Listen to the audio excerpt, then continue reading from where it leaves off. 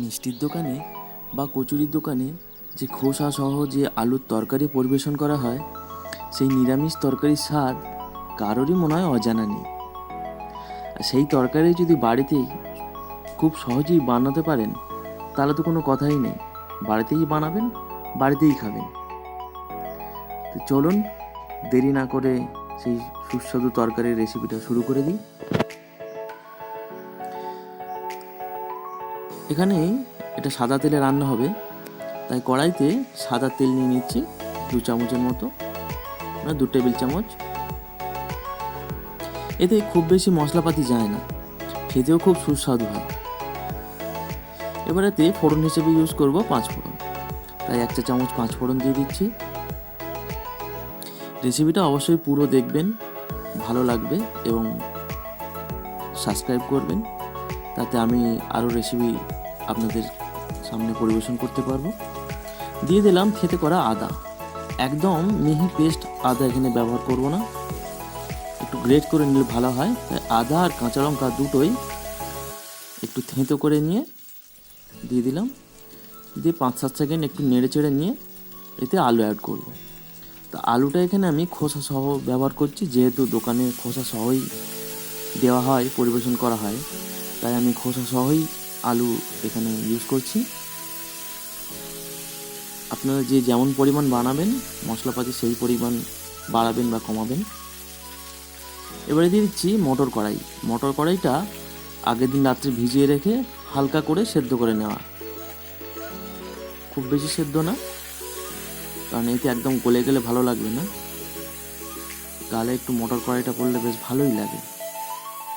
এই মটরটাও এর সাথে দিয়ে দিলাম, দিয়ে একটু নেড়ে চেড়ে নিচ্ছি।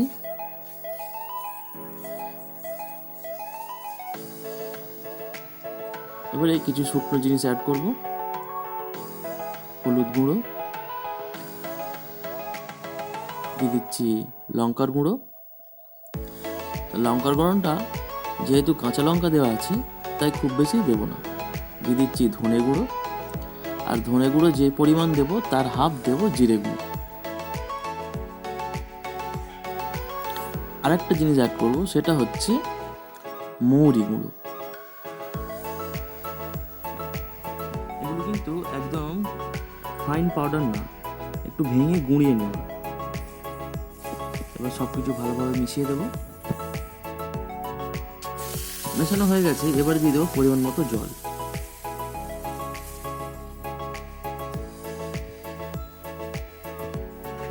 জলটা দিয়ে এবার ঢাকা দিয়ে দেবো। কম আছে 5 মিনিট রেখে দেবো। তেল ছেড়ে এসেছে, দেখতেই পাচ্ছেন।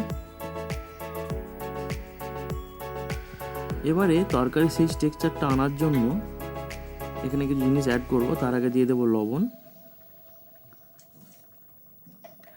আর দিয়ে দেবো চিনি। যেহেতু তরকারিটা একটু মিষ্টি হয়, খুব বেশি মিষ্টি না, সামান্য। এবার যে যেরকম ব্যালেন্সের খেতে চাইবেন সেই অনুযায়ী মিষ্টি অ্যাড করবেন এবং ঝালটাও সেই পরিমাণ দেবেন। সেই টেক্সচারটা আনার জন্য দিয়ে দিচ্ছি আলু। এখানে আলুটা সিদ্ধ করা আলু, খোসা সহ সিদ্ধ করে নিয়েছিলাম। খোসাটা ছাড়িয়ে এইভাবে হাত দিয়ে ভেঙে তরকারির সাথে মিশিয়ে দেবো, তাহলেই একদম সেই দোকানের মতন টেক্সচারটা চলে আসবে। এবার মিশিয়ে দেবো ভালো করে।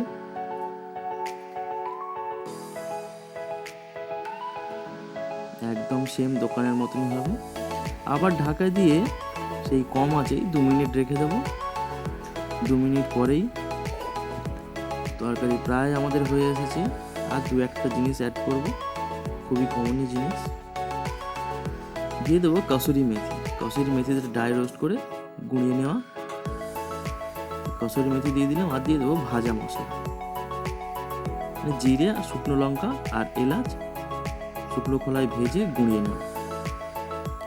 ব্যাস তৈরি হয়ে গেল আমাদের কচুরির দোকানের মতো তরকারি। দেখতেই পাচ্ছেন, একদম সেম দোকানের মতন টেস্ট হবে এবং খেতেও দোকানের মতনই হবে। তাই আপনারাও বাড়িতে বানান, বানিয়ে খান। রেসিপিটা ভালো লাগলে অবশ্যই কমেন্ট করবেন, লাইক করবেন, শেয়ার করবেন এবং সাবস্ক্রাইব করতে অবশ্যই ভুলবেন না। তাই ভালো থাকবেন, সুস্থ থাকবেন, ধন্যবাদ।